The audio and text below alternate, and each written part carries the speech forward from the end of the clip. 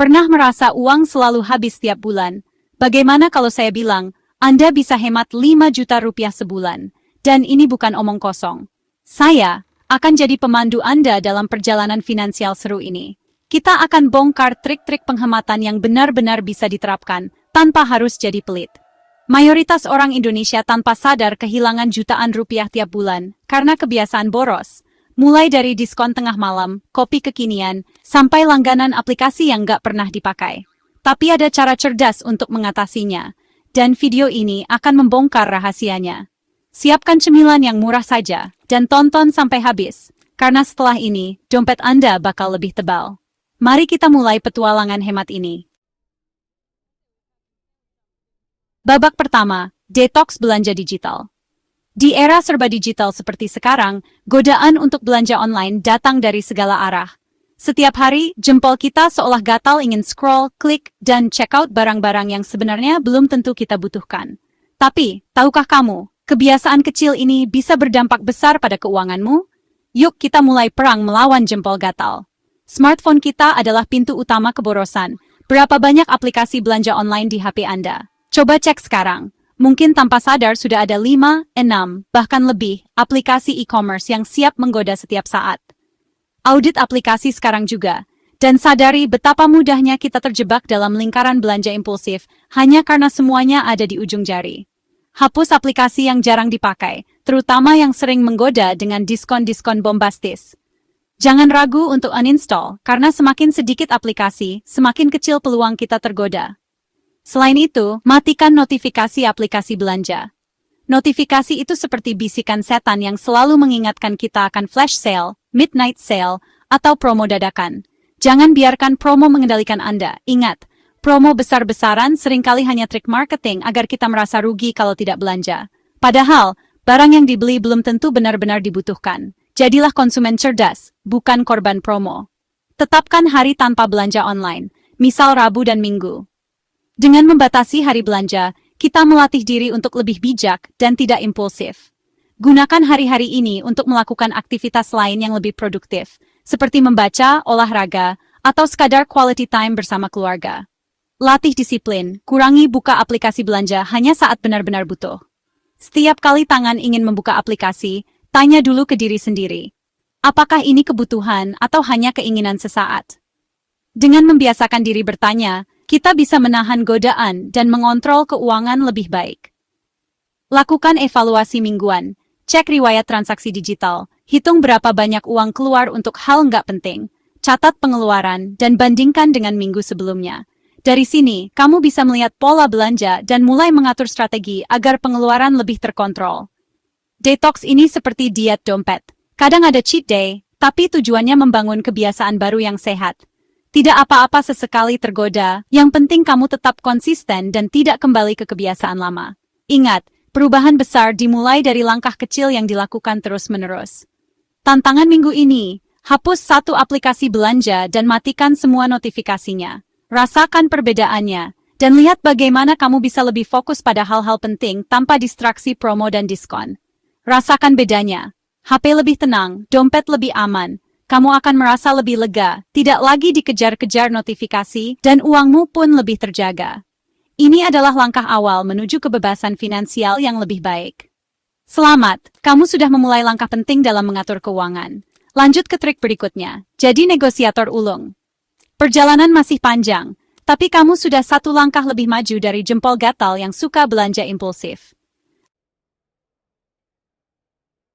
Babak kedua, seni negosiasi harga. Di dunia yang serba mahal ini, kemampuan menawar adalah senjata rahasia yang wajib dimiliki siapa saja. Banyak orang mengira negosiasi hanya berlaku di pasar tradisional. Padahal sebenarnya, seni tawar-menawar bisa diterapkan di hampir semua aspek kehidupan sehari-hari. Mulai dari langganan internet, biaya gym, hingga pembelian barang elektronik, semuanya bisa dinegosiasikan jika tahu caranya. Negosiasi bukan cuma di pasar tradisional, bisa di mana saja, bahkan langganan internet atau gym. Kuncinya adalah berani mencoba dan tidak takut untuk bertanya. Langkah pertama, lakukan riset sederhana. Cari tahu harga kompetitor, promo yang sedang berlaku, atau testimoni pelanggan lain. Setelah itu hubungi customer service atau penjual, baik secara langsung maupun lewat telepon atau chat. sampaikan dengan sopan. Ada promo khusus untuk pelanggan lama? Atau bisa dibantu sedikit enggak? Harganya. Kalimat sederhana seperti ini seringkali membuka peluang diskon atau bonus yang tidak diumumkan secara publik. Ingat, cara penyampaian sangat penting. Gunakan nada ramah dan jangan terkesan menuntut. Jangan malu, kemungkinan terburuk hanya ditolak. Tapi kalau berhasil, hematnya nyata. Banyak orang merasa canggung atau takut dianggap pelit, padahal negosiasi adalah hal yang wajar dan sering dilakukan di banyak negara. Bahkan, kadang penjual sudah menyiapkan margin khusus untuk pelanggan yang berani bertanya. Contoh nyata, saat memperpanjang keanggotaan gym, jangan ragu bertanya soal promo atau diskon. Kadang, Anda bisa mendapatkan potongan harga, gratis 1 bulan, atau bonus merchandise. Hal serupa juga berlaku saat memperpanjang langganan internet, asuransi, atau bahkan saat membeli gadget baru. Ingat, negosiasi itu soal mencari win-win, bukan berantem atau memaksa. Tujuannya adalah menemukan titik temu yang menguntungkan kedua belah pihak. Dengan pendekatan yang santai dan penuh empati, proses tawar-menawar bisa jadi pengalaman yang menyenangkan, bukan menegangkan. Latih skill ini dari hal kecil, misalnya saat beli baju di butik, makan di restoran, atau belanja kebutuhan rumah tangga. Biasakan untuk selalu bertanya, ada promo atau diskon hari ini? Atau bisa dapat harga spesial nggak? Semakin sering mencoba, semakin percaya diri Anda dalam bernegosiasi. Negosiasi bukan cuma soal hemat uang, tapi juga kepuasan psikologis, merasa cerdas, berdaya, dan mampu mengendalikan situasi. Setiap keberhasilan kecil dalam menawar akan meningkatkan rasa percaya diri dan membuat Anda semakin lihai di kesempatan berikutnya. Siap jadi negosiator ulung? Jangan ragu untuk terus berlatih dan eksplorasi berbagai trik negosiasi. Trik ketiga di bab berikutnya akan lebih spektakuler dan bisa membuat Anda semakin jago dalam mengatur keuangan. Babak ketiga, investasi cerdas pada diri sendiri. Banyak orang berpikir investasi itu hanya soal uang, saham, atau reksadana. Padahal, investasi paling menguntungkan dan tahan krisis adalah investasi pada diri sendiri. Ini adalah pondasi utama untuk membangun masa depan yang lebih baik, apapun profesi atau latar belakang kita.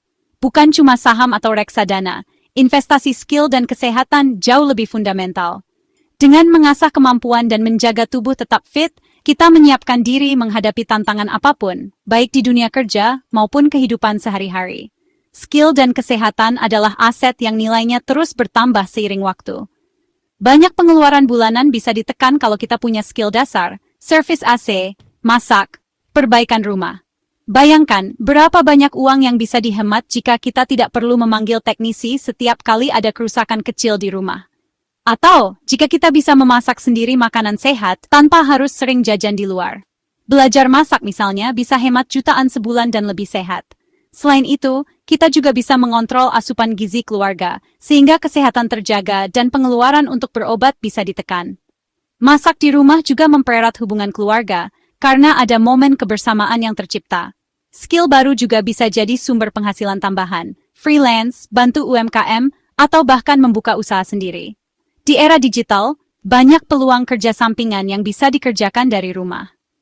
Dengan skill yang terus diasah, kita bisa lebih fleksibel menghadapi perubahan zaman dan tidak bergantung pada satu sumber penghasilan saja. Investasi kesehatan, olahraga rutin, makan bergizi, tidur cukup, adalah kunci agar tubuh tetap prima. Kesehatan adalah modal utama untuk produktif dan bahagia. Jangan remehkan manfaat olahraga ringan seperti jogging atau bersepeda, serta kebiasaan makan buah dan sayur setiap hari. Biaya sakit jauh lebih mahal dari pencegahan. Seringkali, kita baru sadar pentingnya kesehatan setelah jatuh sakit dan harus mengeluarkan biaya besar untuk berobat. Padahal, dengan gaya hidup sehat, kita bisa menghindari banyak penyakit dan menghemat uang dalam jangka panjang. Lari pagi gratis, kelas yoga online murah. Anggap ini premi asuransi tubuh. Investasi waktu dan sedikit uang untuk olahraga dan relaksasi akan membayar dirinya sendiri lewat tubuh yang lebih sehat dan pikiran yang lebih segar. Jangan tunggu sakit untuk mulai peduli pada kesehatan. Abaikan investasi diri, biaya hidup makin tinggi, produktivitas turun, dan akhirnya stagnasi finansial. Kurangnya skill membuat kita sulit bersaing, dan kesehatan yang menurun membuat kita sering absen atau tidak maksimal bekerja. Semua ini berujung pada masalah keuangan yang makin berat. Sisihkan sebagian uang hasil hemat untuk upgrade skill atau kesehatan. Ikuti kursus online, beli buku pengembangan diri, atau konsultasi dengan ahli gizi.